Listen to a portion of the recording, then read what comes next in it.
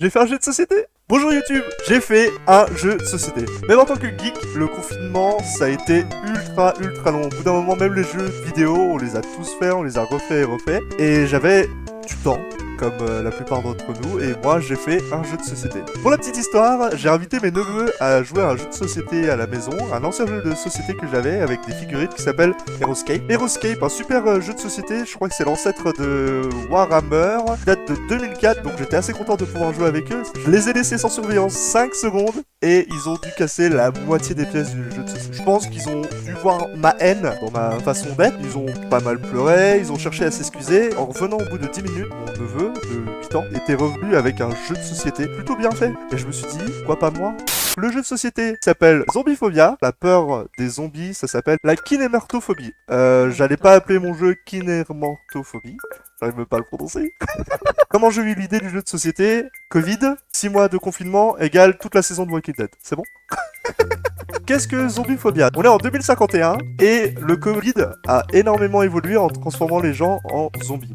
Les survivants ont appris la connaissance de la production possible d'un vaccin. Sur le plateau, il y a 3 zones où il est possible de récupérer les ingrédients du vaccin, donc 3 ingrédients, qui sont implémentés sur chaque coin de la map et il faut les regrouper au centre dans le laboratoire pour faire le vaccin. Une fois que les 3 ingrédients ont été apportés au centre de la carte, le vaccin est réalisé et la partie est gagnée. Chaque tour vont piocher une carte. Dans les cartes, il y a des armes, des munitions, de la nourriture, des coéquipiers. Après que les survivants ont joué, c'est au tour du joueur de zombie. Le joueur de zombie a une fiche avec 10 colonnes de 5 et au premier lancer, il s'ajoutera avec le dé de 20 des zombies. Ça peut être 18 comme 2. Et au second lancer, il lancera les déplacements du zombie. Bah oui, du coup, j'ai déménagé. Le jeu rentre entièrement dans une boîte. Donc nickel, je suis super content. À force d'y jouer, du coup, on a des règles qui sont sûres, je vais vous les dire là, maintenant. Petite description, l'an 2051, le Covid-19 a évolué de façon exponentielle et est devenu incontrôlable, tellement puissant qu'il transforma les victimes en zombies. Dans un petit village de l'est de la France à Raon-l'Étape, le terre-terre, la maison, l'existence d'un vaccin serait possible. Les quelques survivants tentent le tout pour résister à cette extinction. J'ai changé aussi le nom du joueur de zombies par maître des zombies. Alors on ne peut mettre que 2 hordes maximum par point sur la carte. Du coup, pour vous expliquer, j'ai des jetons zombies. Voilà, 1 € à AliExpress. Une horde représente un zombie, on peut avoir jusqu'à 5 zombies sur chaque horde. Et du coup, c'est avec les jetons là qu'on fera les déplacements sur la carte. Du coup, on ne peut mettre que 2 hordes maximum sur le point. Chaque horde peut faire un déplacement maximum de 5. S'il faisait un déplacement de 20, c'est un peu cheaté. Le maître des zombies n'est pas obligé de déplacer ses hordes. Piochez un survivant, vous commencez avec 5 points de vie, piochez une carte, lancez un dé de 6 pour vous déplacer sur la carte, le survivant est obligé de faire ses déplacements et après avoir avancé une fois dans une direction, vous ne pouvez pas faire demi-tour. Vous pouvez faire des échanges avec d'autres survivants en échange d'un des déplacements, autour du prochain joueur, etc. Donc pour les combats, les joueurs choisissent de s'attaquer ou non selon la situation. On ne peut pas passer à travers un joueur zombie, sauf cartes qui le permettent. Du coup, j'ai des cartes alliées, des cartes objets qui permettent de passer à travers les zombies. Un combat de dés se fait au lancer de dés de 6. Le survivant augmente son résultat avec ses cartes ou ses points de vie. Le joueur de zombies augmente son lancer selon le nombre de zombies dans sa horde. Donc s'il fait un lancer de 5, qu'il a 5 dans sa horde, du coup son score est de 10. Le maître des zombies peut relancer autant d'attaques qu'il a de hordes disponibles. En gros, il fait une attaque, ses zombies meurent, et il peut relancer une attaque avec une autre horde à côté, et enchaîner jusqu'à la mort du survivant, si possible. Quand un survivant meurt, il laisse sur place son inventaire et reprend depuis le point de départ avec un autre survivant, maximum 3 survivants par joueur. Alors du coup, on a fait une partie une fois aussi avec 4 survivants, et du coup là, cette fois, il y avait que 2 survivants par personne. Voilà des petites tombes de survivants où ils laisseront du coup leur inventaire. Petit rip aussi. Quand le maître des zombies n'a plus de place sur le terrain, il peut fusionner 2 hordes de zombies pour en faire un zombie dominant. Je vais vous montrer un zombie dominant. Donc voilà, un zombie dominant, un petit peu plus costaud qu'un zombie classique.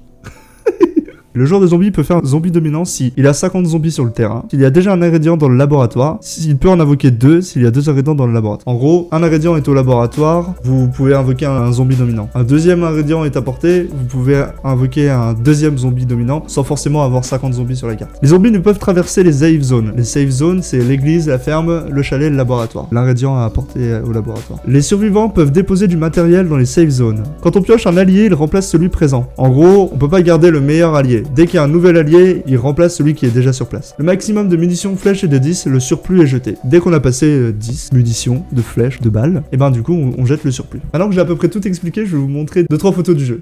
Du coup voilà à quoi ressemble le jeu sur une table, donc ça prend un petit peu de place, faut prévoir une bonne table. Chaque joueur a pioché un personnage, Maxime, Laura et Nathan.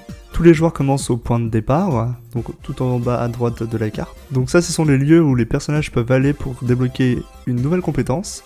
Donc voilà, après un tour de table, on a Laura qui s'est avancée pour aller près de l'église. Maxime qui a eu la Winchester, donc 3 munitions et qui peut tirer à 2 de distance, lui il se dirige vers l'aéroport. Et Nathan qui a fait un petit lancer de dés qui avance aussi que de 2. Alors que le joueur de zombies, lui, a fait un lancer de 19 zombies, c'est énorme. Donc là nous avons le 3e tour de table, c'est du jamais vu. Le joueur de zombies a fait 19, 18 et 20 zombies, c'est énorme, il a rempli toutes ses cases de zombies. Le zombie jaune et vert est en train d'attaquer Laura, c'est le matériel de Sky qu'on voit, de Maxime du coup, avec une Winchester, son bidon d'essence, le briquet et la moto, et Jade qui lui a permis de piocher la moto. Donc voilà le stuff de Laura, c'est un petit peu plus compliqué. Donc elle est à peine au point de départ, à 3 cases du point de départ, parce qu'elle a avancé et reculé pour essayer de ralentir sa mort imminente. Là, c'est la fin. Hein. Alors, face aux zombies jaunes, elle a quand même réussi à garder un point de vie par rapport à la première attaque. Mais la deuxième attaque va la finir, clairement. Du coup, voilà, retour à la case départ. Un nouveau survivant pioché, et ainsi de suite. Voilà comment une partie se déroule. J'ai déjà fait un essai avec 3 survivants, 4 survivants, c'était assez sympathique. J'aimerais bien essayer avec deuxième joueur de zombies, des survivants qui se transforment en zombies après. Donc j'ai encore plein de choses à vérifier. Pour ça, il faut que je joue et rejoue. Si vous êtes partant pour faire une partie, je ferai sûrement un stream dessus où on va faire une partie à plusieurs. Plein de fautes d'orthographe et désolé Marianne. Vraiment désolé, ça m'a pris beaucoup de temps, je suis super heureux du jeu de société. J'ai entendu aussi qu'on pouvait peut-être le faire en ligne, ça je suis super intéressé, je sais pas du tout comment le faire. Et voilà, je vous remercie d'avoir regardé la vidéo. J'ai entendu aussi des personnes qui souhaiteraient que je leur envoie toutes les fiches. J'ai toutes les cartes, donc si vraiment ça vous intéresse, vous pouvez imprimer le jeu de société chez vous. Et, faire la carte aussi sur ordinateur, ça c'est super top à voir, mais très compliqué et très long. Je peux ajouter 1 milliard de DLC. Par exemple, il manque la tronçonneuse et il faut que j'ajoute la tronçonneuse dans le jeu. Merci beaucoup d'avoir regardé la vidéo. Je vous redonnerai les dates pour la partie en ligne. En tout cas, j'espère que ça vous intéressait. Dites-moi si vous avez des infos ou autres. N'hésitez pas à suivre la chaîne de Sky Iwata, le Twitch, le Facebook, le Discord surtout. Et je vous souhaite une bonne journée. Ciao, ciao.